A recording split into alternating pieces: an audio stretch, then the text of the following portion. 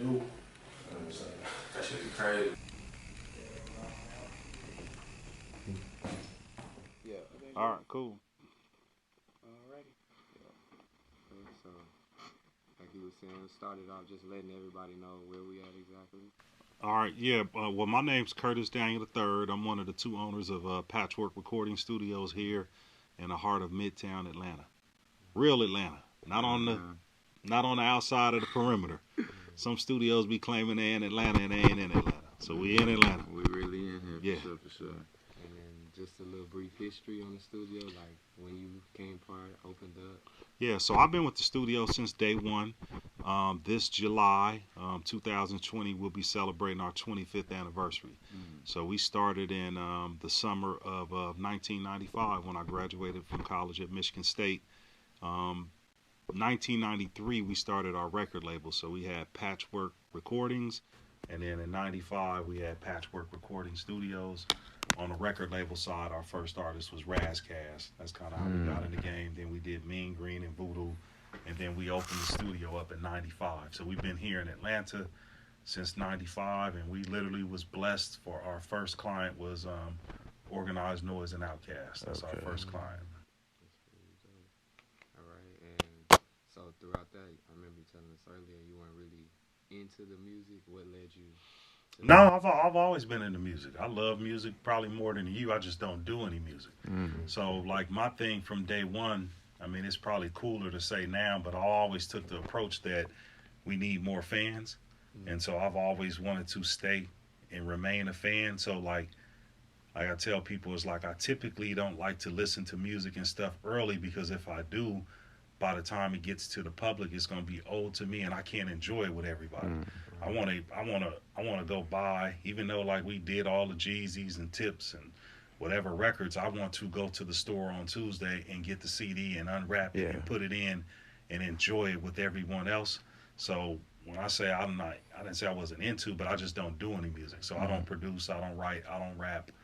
I have no musical talent. I have business talent. So, you know, so I'm usually not in the studio. I'm usually outside of the studio. Okay.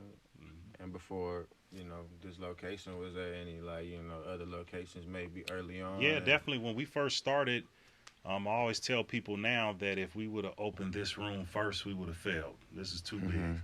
So when we first started, we were in a converted house and we had one room, and we weren't capable of doing at first mixing, and we definitely didn't do any mastering and all the services that we offer now. But yeah, we were in one room. We had a record label upstairs. I think we had 2 offices upstairs and a restroom, and then we had our studio on the main floor with a lounge and a vocal booth. And it was an old house, so we were right up the street, less than about 400 yards up the street. And we would have, you know, we was cool there, but the landlord sold the building to Georgia Tech and didn't tell us, so we had to get out. And at that point, I think when we were rocking and rolling in there, you know, my stated goal or our mission was to be the best recording facility in the Southeast. And I think we achieved that goal. And we were at the point where people loved our service, but we didn't do a lot. And so people would record with us, and then they would have to go somewhere else to get their record mixed and mastered and the other things. And we got to the point where we built up our client base where we were always booked and people wanted to work with us. So our clients began to ask us, man, can y'all build another room? And literally that's what we did. We built this $4 million room, and it allowed our artists to stay home, is what I always say. Because before, they used to have to go to New York or LA or maybe Miami to get their records mixed, because we didn't have a commercial facility with the SSL that you can book. All of our studios prior to us here in Atlanta belonged to somebody. So if you wanted to work at Dallas Austin studio, you needed to be signed to his label, Rowdy Records. If you wanted to work at Jermaine's studio, you had to be signed at So So Def. If you wanted to work at LaFace studio, or LA's them. So all of the studios belonged to somebody. We came in 100% commercial facility, and we belonged to the city. And when we built this world-class room, it allowed our artists to stay home. And that's kind of like, if you look at the timeline, that's when it started popping. You know what I mean? Yeah. What would you say the importance of, you know, having that connection, or bridging the gap with the community in this you know, game, in the art world? I mean, I think it was important because you don't want to come in. I mean, we two dudes from LA. And it doesn't matter whether you go to Houston, you go to Atlanta, you come to LA. If you coming from the outside trying to take all the time, you know, people, there's resentment.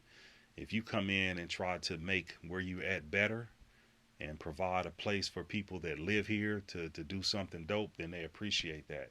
So it's kind of like, you know, people just think we part of the Atlanta fabric because all of these records that you guys, even all the Houston stuff, we did Paul Wall, we did Pimp C's verse for Big Pimpin'. I went to his funeral, was cool with him and his mom and all that stuff. And yeah, Chameleonaire, when Mike Jones was here not too long ago, he took a picture with the double platinum plaque because he had never seen the double platinum.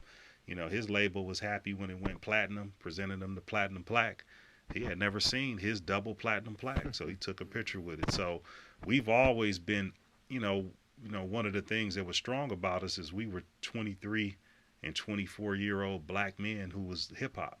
So we looked like the people. We went to the concerts. We knew what the records were supposed to sound like. So at that time, that was part of the music. I mean, it's hard to be like, I'm going to do a trap record and go to this rock and roll studio and they be complaining that you blowing out their speakers and the bass is too loud.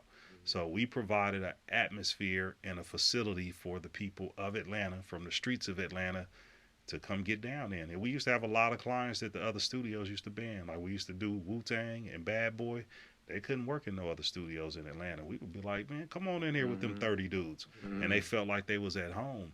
And when you're making records that are real records, and I stole this from KP, Kawan Prather, you need to be in a place where you feel comfortable enough to bare your soul. And we provided that for the people. So as you were saying, there's many plaques. What was the first one that came? I mean, we did elevators. Okay. I mean, that's literally like, when I tell people I'm not lying, that was our first client.